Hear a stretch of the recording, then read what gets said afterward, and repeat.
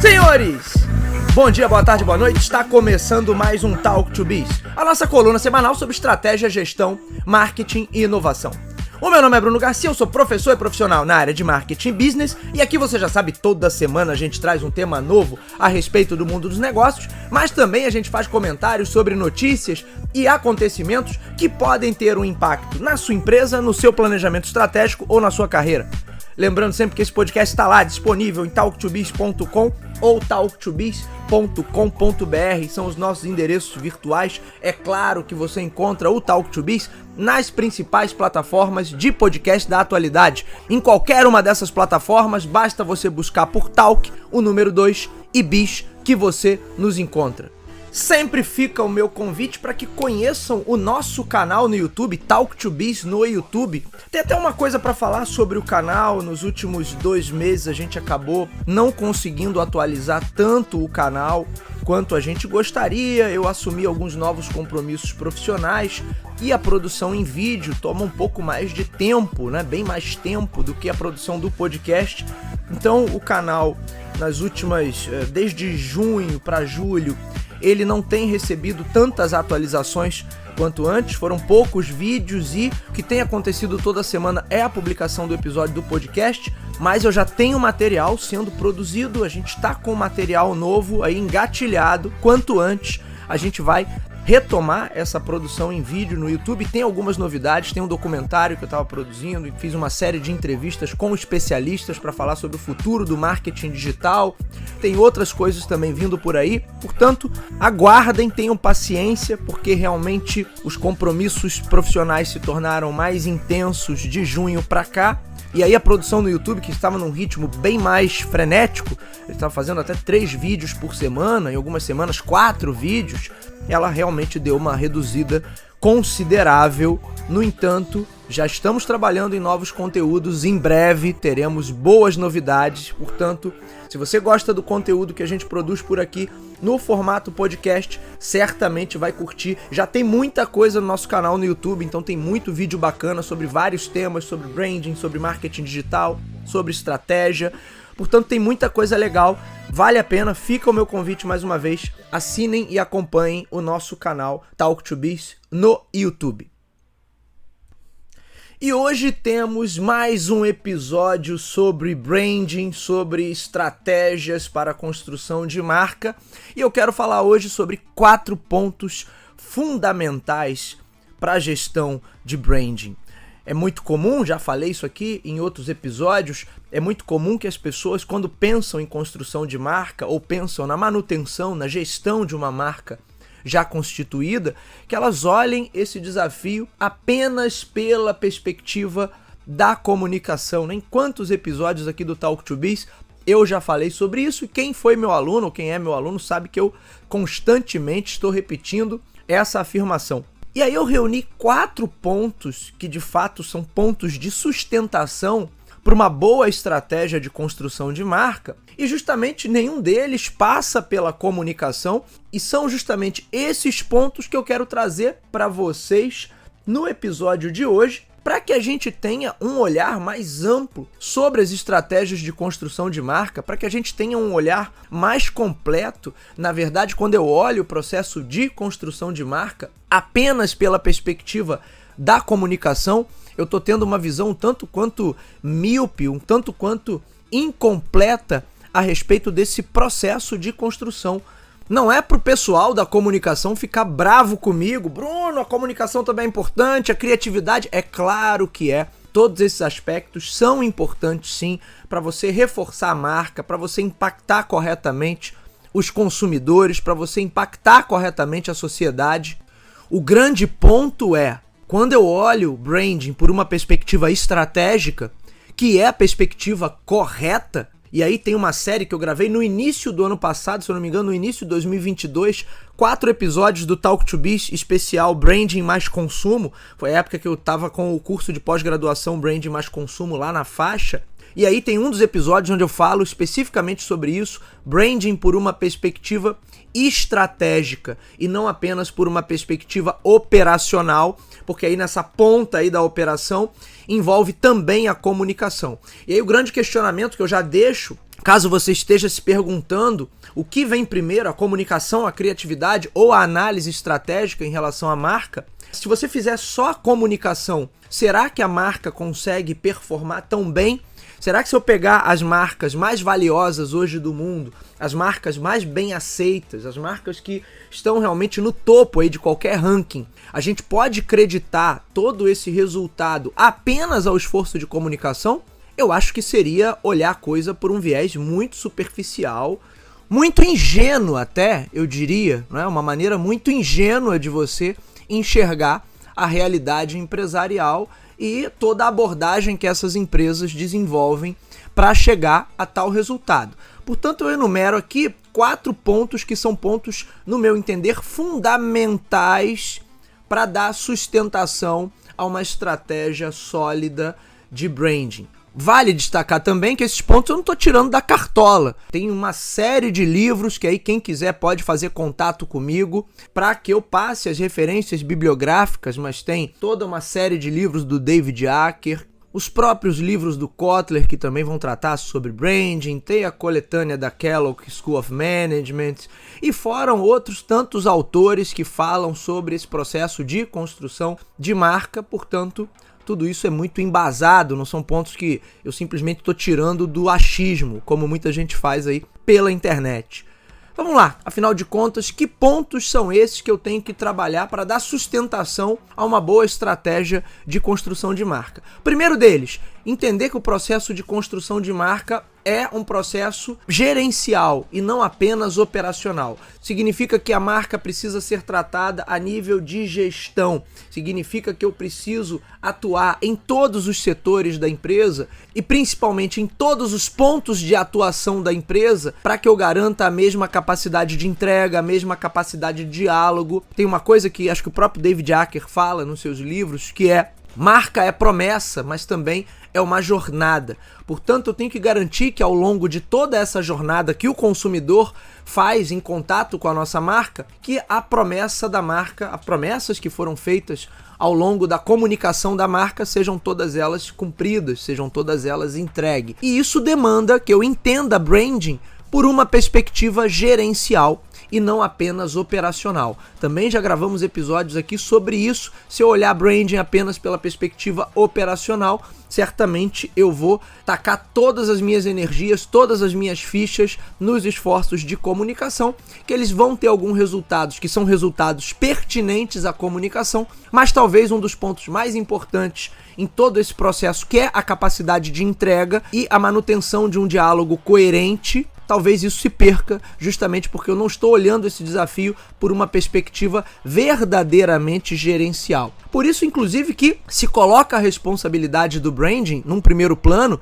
no principal executivo ou nos principais executivos de uma organização, justamente ali no seu C-level, porque são esses camaradas que têm autonomia e poder de decisão para influenciar em todos os setores da empresa, que vão poder olhar e vão poder orientar e vão poder direcionar toda a empresa e todos os funcionários, todos os membros da equipe, para que a capacidade da marca, a promessa da marca e a jornada da marca não sejam em nenhum momento maculadas. Outro ponto que é super importante e muitas vezes fica de lado é que uma marca sólida depende de uma construção de proposta única de valor sólido e também de um posicionamento sólido, o que muitas vezes não acontece. As pessoas partem por uma perspectiva de que marca é reflexo apenas da comunicação e aí acham que vão pegar qualquer produto mequetrefe, qualquer produto que não tenha lá muita qualidade, produtos e serviços medíocres, ofertas medianas, e acham que vão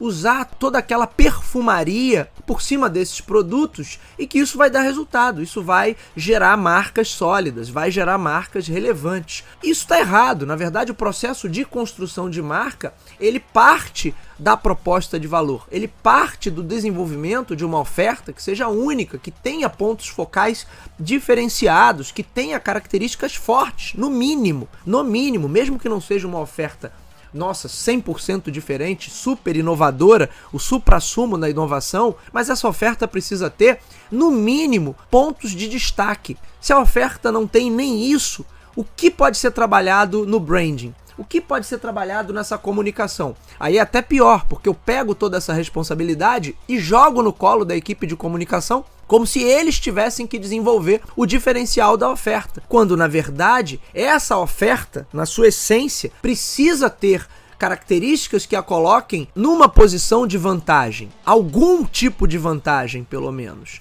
E quando a oferta não tem isso, de nada adianta, ou pouco adianta, que a gente invista muito em comunicação, em aspectos criativos.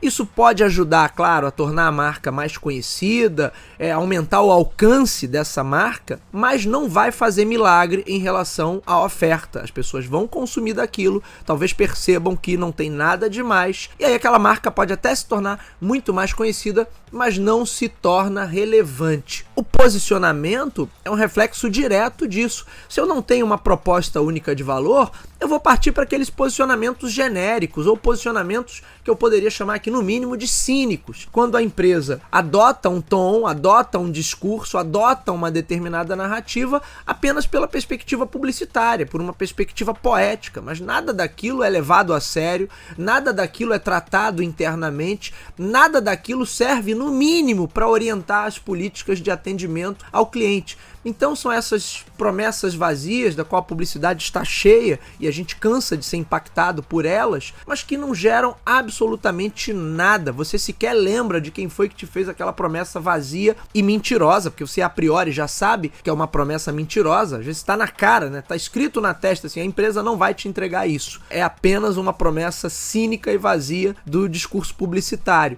No entanto, muitas empresas insistem nisso, quando elas deveriam voltar às suas pranchetas para desenvolver ou para pensar melhor suas ofertas. Elas deveriam voltar às suas pranchetas, voltar à etapa de planejamento e ideação para pensar nas suas ofertas atuais, nas ofertas futuras, o que elas podem ter de destaque, o que elas podem ter de pontos focais, de pontos relevantes, que tipo de dor do cliente mais específica elas podem solucionar. Então sempre existem caminhos para que a oferta tenha pontos de destaque, mesmo que essa oferta não seja, como eu disse, a mais inovadora do mundo. No entanto, boa parte das empresas não consegue tratar a estratégia de branding por uma perspectiva de desenvolvimento de oferta. Parte-se do que já tem, nada daquilo ali muda, e aí o esforço é todo criativo. Olha, vamos pensar numa maneira criativa de divulgar a nossa marca. E de novo eu caio no mesmo problema, o que nos remete inclusive ao primeiro ponto, né? Mais uma vez eu estou tratando o branding apenas por uma perspectiva operacional e não por uma perspectiva estratégica. E aí os resultados vão acontecer apenas no campo da comunicação. Mas será que os resultados no campo da comunicação dão sustentação ao restante? Aí voltamos à provocação que eu fiz inicialmente nesse episódio. Será que as marcas hoje que estão nos topos aí de qualquer ranking, elas chegaram a esse resultado apenas investindo em comunicação? Eu acredito que não.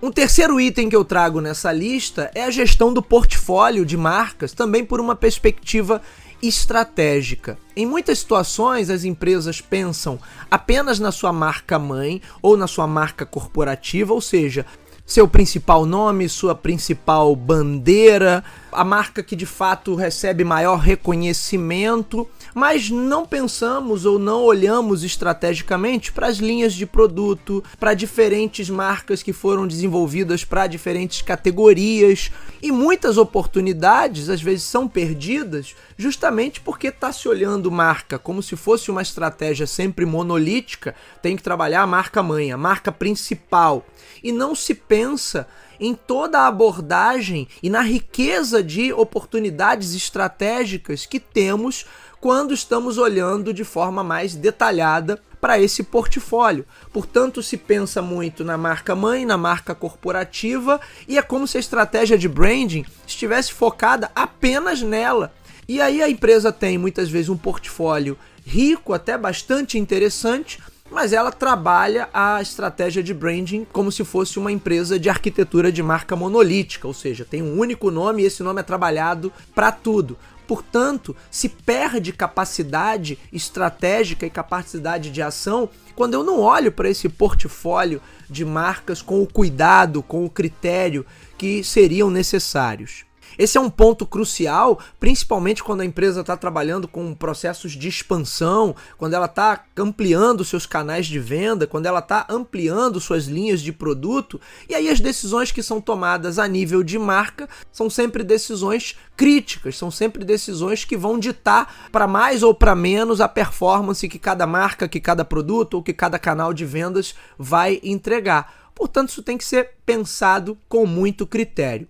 O quarto ponto que eu trago para a gente fechar essa lista de hoje é justamente o aspecto interno, que eu vou chamar aqui de branding interno, mas a gente está falando de cultura corporativa. Quase sempre tudo que é pensado a nível de branding tem um foco muito grande nos aspectos, nos elementos externos à companhia. Ou seja, eu penso em como impactar melhor a sociedade, como melhorar o relacionamento com determinados stakeholders, como melhorar o diálogo e o atendimento ao meu consumidor. Tudo é pensado muito para fora. Mas, na verdade, um dos pontos fundamentais que dão sustentação a uma boa estratégia de branding são justamente os aspectos internos. O quanto internamente existe uma cultura corporativa capaz de dar sustentação às promessas da marca ao nível de qualidade, ao nível de atendimento, ao nível de diálogo em todos os pontos de contato. A gente não pode esquecer que, como eu já falei, inclusive nesse episódio, a marca depende desses fluxos de interação. Uma empresa pode ter dezenas, centenas ou milhares de pontos de contato, o que a gente chama de brand touch points, e todos eles podem ser decisivos para esse processo de construção de marca, muito mais do que a comunicação. Porque na realidade, por mais que eu seja impactado positivamente por uma comunicação bacana, por uma comunicação simpática e muito criativa, é na hora do vamos ver, quando eu estou frente a frente com a empresa, quando eu estou interagindo de fato com a marca, é que eu vou tirar as minhas conclusões.